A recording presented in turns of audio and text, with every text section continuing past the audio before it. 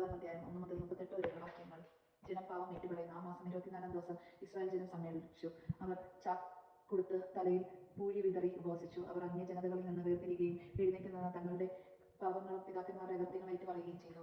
കൂടാതെ ദിവസത്തിന്റെ കാൽഭാഗം തങ്ങളുടെ ദൈവമായ കർത്താവിന്റെ നിയമഗ്രന്ഥം എഴുന്നേറ്റ് നിന്ന് വായിക്കാനും കാൽഭാഗം തങ്ങളുടെ പാപങ്ങൾ ഏറ്റുപറഞ്ഞ് അവിടുത്തെ ആരാധിക്കാനും ചെലവഴിച്ചു. യേശുവ, ബാനി, കദ്മിയേൽ, ഷബാനിയ, ബുന്നി, ഷെറേബിയ, ബാനി, കെനായി എന്നിവർ ലേവ്യരുടെ പീഠങ്ങളിൽ നിന്നുകൊണ്ട് ദൈവമായ കർത്താവിനെ ഉച്ചത്തിൽ വിളിച്ചപേക്ഷിച്ചു.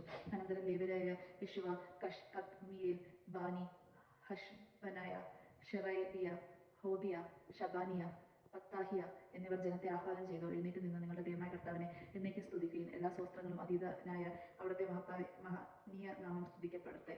എസ്ര തുടർന്ന് അവിടുന്ന് മാത്രമാണ് കർത്താവ്. അവിടുന്ന് ആകാശത്തെയും സ്വർഗത്തെയും ആകാശ സൈന്യത്തെയും ഭൂമിയെയും അതിലുള്ള സകലത്തെയും സമുദ്രങ്ങളെയും അവയിലുള്ള സകലത്തെയും ഉണ്ടാക്കി.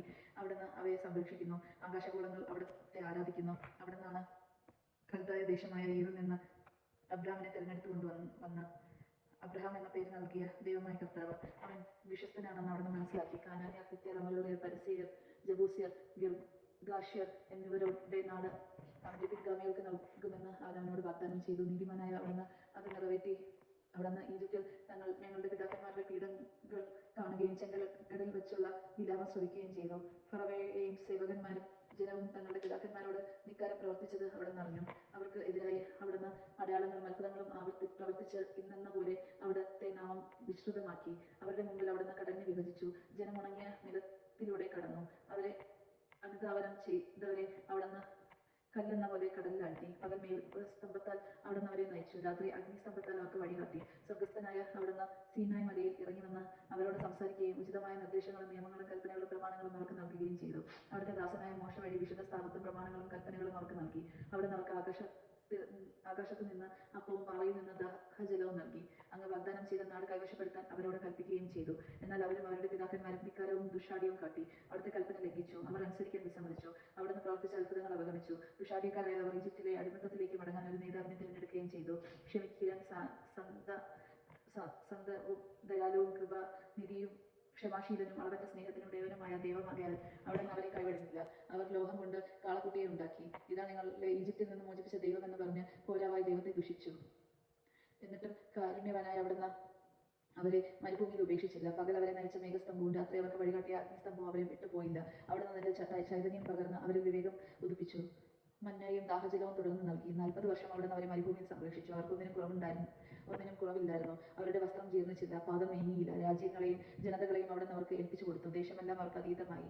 അവർ ഷെഖ്ബോ രാജാവായ സീഹോന്റെയും ബാഷാൻ രാജാവായ ഓഗിന്റെയും രാജ്യങ്ങൾ കൈവശപ്പെടുത്തി. ആകാശത്തിലെ നക്ഷത്രങ്ങളെ പോലെ അവരുടെ സന്തതികളെ അവിടുന്ന് വർദ്ധിപ്പിച്ചു. അവരുടെ പിതാക്കന്മാരോട് കൈവശമാക്കാൻ കൽപ്പിച്ചിരുന്ന ദേശത്തേക്ക് അവിടുന്ന് അവരെ നയിച്ചു. അത് അവർ കൈവശമാക്കി.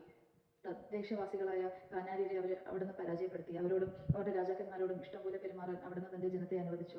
സുരക്ഷിത നഗരങ്ങളും ഫലപുഷ്ടിയുമായ പ്രദേശങ്ങളും അവർ പിടിച്ചടക്കി. വിശിഷ്ട വിഭവങ്ങൾ നിറഞ്ഞ വീടുകൾ, കിണറുകൾ, മുന്തിരിത്തോപ്പുകൾ, ഒലിവുതോട്ടങ്ങൾ, ഫലവൃക്ഷങ്ങൾ എന്നിവ ധാരാളമായി അവർ അധീനമാക്കി. അവർ തിന്നുകൊഴുത്ത് അവിടുന്ന് നൽകിയ വിശിഷ്ട വിഭവങ്ങൾ അവർ ആസ്വദിച്ചു. എങ്കിലും ധിക്കാരികളായ അവർ അവിടുത്തെ എതിർക്കുകയും നിയമത്തെ അവഗണിക്കുകയും ചെയ്തു. അങ്ങയുടെ അടുക്കലേക്ക് മടങ്ങിവരാൻ ഉപദേശിച്ച അങ്ങയുടെ പ്രവാചകന്മാരെ വധിക്കുകയും അങ്ങേ ആവർത്തിച്ച് നിന്ദിക്കുകയും ചെയ്തു. അവിടുന്ന് അവരെ ശത്രുക്കരങ്ങളിൽ ഏൽപ്പിച്ചു. ശത്രുക്കളുടെ പീഡനമേറ്റ് അവർ അവിടുത്തെ വിളിച്ചപേക്ഷിച്ചു. സ്വർഗത്തിൽ നിന്ന് അവിടുന്ന് അവരുടെ പ്രാർത്ഥന കേട്ടു. കാരുണ്യ തിരിഹത്താൽ അവിടുന്ന് രക്ഷകന്മാരെ അയച്ച് അവരെ ശത്രുക്കളിൽ നിന്ന് രക്ഷിച്ചു. എന്നാൽ സ്വസ്ഥത ലഭിച്ചപ്പോൾ അവർ വീണ്ടും തിന്മ ചെയ്തു. അവിടുന്ന് അവരെ ശത്രുക്കൾക്ക് ഏൽപ്പിച്ചു കൊടുത്തു. ശത്രുക്കൾ അവരുടെ മേൽ ആധിപത്യം പുലർത്തി. അവർ അവിടുത്തെ വിളിച്ചപേക്ഷിച്ചപ്പോൾ അവിടുന്ന് സ്വർഗത്തിൽ നിന്ന് അവരുടെ പ്രാർത്ഥന കേട്ടു. അങ്ങനെ കാരുണ്യ തിരികത്താൽ അവിടുന്ന് പലതവണ അവരെ രക്ഷിച്ചു. നിയമം അനുസരിക്കാൻ അവിടുന്ന് അവരെ അനുശാസിച്ചു. എങ്കിലും അവർ ധിക്കാരപൂർവ്വം അവിടുത്തെ കൽപ്പനകൾ ലംഘിച്ചു പാപം ചെയ്തു. ജീവദായകമായ അവിടുത്തെ അനുശാസനകൾ പാലിച്ചില്ല. ദുഷ്ടാടിയക്കാരായ അവർ മറുതലിച്ചുകൊണ്ടിരുന്നു. വളരെ കാലം അവിടുന്ന് അവരോട് ക്ഷമിച്ചു. പ്രവാചകന്മാരിലൂടെ അവിടുത്തെ ആത്മാവ് അവർക്ക് താക്കീത് നൽകി. എന്നിട്ട് അവർ ഗൗനിച്ചില്ല. അതിനാൽ അവിടുന്ന് അവരെ ജനതകൾക്ക് ഏൽപ്പിച്ചു കൊടുത്തു. എന്നാൽ കാരുണ്യ തിരീകം നിമിത്തം അവിടുന്ന് അവരെ നിർമൂലമാക്കുകയോ പരിത്യജിക്കുകയോ ചെയ്തില്ല. അവിടുന്ന് ദയാലും കൃപാലുമായ ദൈവമാകുന്നു. മഹോന്നതനും ശക്തനും ഭീതികരനുമായ ദൈവമേ, ഉടമ്പടി പാലിക്കുന്ന സ്നേഹനിധിയെ, അസീസിയരുടെ രാജാക്കന്മാരുടെ കാലം മുതൽ ഇന്നുവരെ ഞങ്ങൾക്കും ഞങ്ങളുടെ രാജാക്കന്മാർക്കും പുരോഹിതന്മാർക്കും പ്രവാചകന്മാർക്കും പിതാക്കന്മാർക്കും അവിടുത്തെ ജനത്തെ നേരിട്ടിരിക്കുന്ന ദുരിതങ്ങൾ നിസ്സാരമായി തള്ളരുതേ. നീതിയുക്തമായ ആണ് അവിടുന്ന് ഞങ്ങളെ ശിക്ഷിച്ചത്. അവിടുത്തെ വിശ്വസ്തയോടെ വർത്തിച്ചു. ഞങ്ങളോ ദുഷ്ടത പ്രവർത്തിച്ചു. ഞങ്ങളുടെ രാജാക്കന്മാരും പ്രഭുക്കന്മാരും പുരോഹിതന്മാരും പിതാക്കന്മാരും അവിടുത്തെ നിയമങ്ങളും കൽപ്പനകളും താക്കീതുകളും അവഗണിച്ചു. സ്വന്തം രാജ്യത്ത് വിശാലവും സമ്പന്നവുമായ ദേശത്ത് അങ്ങ് നൽകിയ സമൃദ്ധി ആസ്വദിച്ച് കഴിയുമ്പോൾ അവർ അവിടുത്തെ സേവിച്ചില്ല.